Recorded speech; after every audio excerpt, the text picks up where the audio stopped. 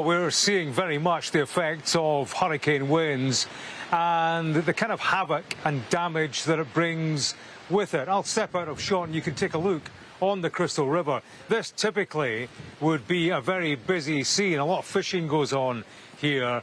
Much evidence of money spent, and you can see some of the boats just in the distance.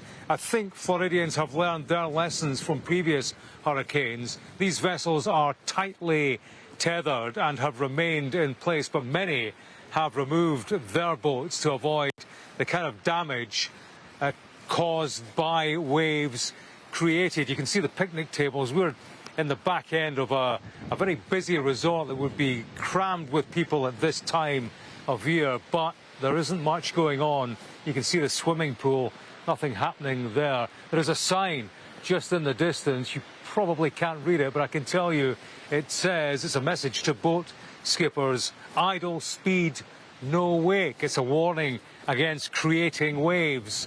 And I suppose it's a sign carrying a very dark irony this morning.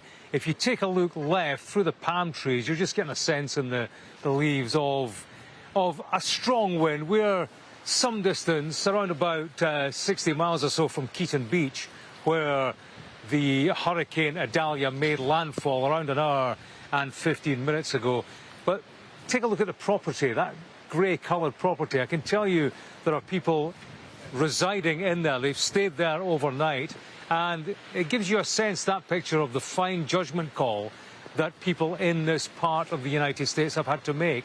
It's all about how high your property is and can you withstand the flood waters that may come. If you look, that property has survived for now by something like a metre. But the clear warning to Floridians has been, in areas like this has been a red evacuation zone.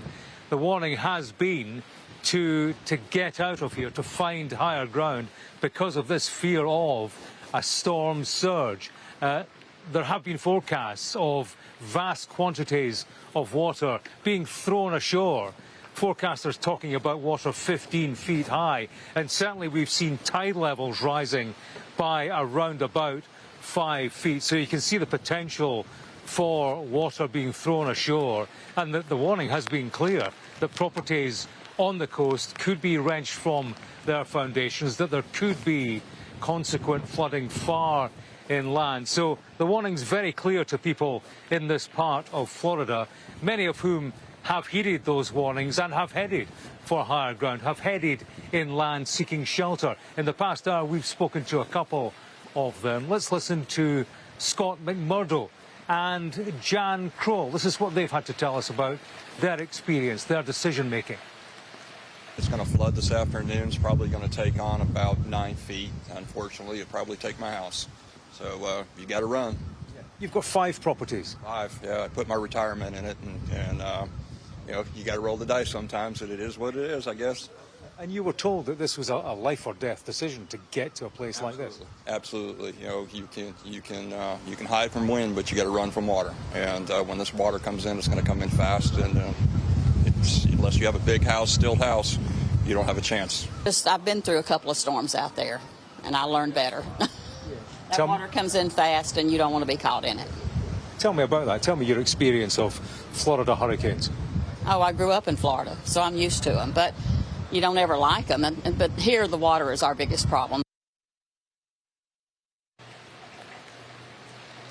There you go, the human stories at the heart of the hurricane. These are people who heeded the warnings in advance. The advice to people right now as the hurricane hits is to sit tight and hunker down. And people are being told if they need help, they're going to have to wait until the storm, the hurricane, has passed.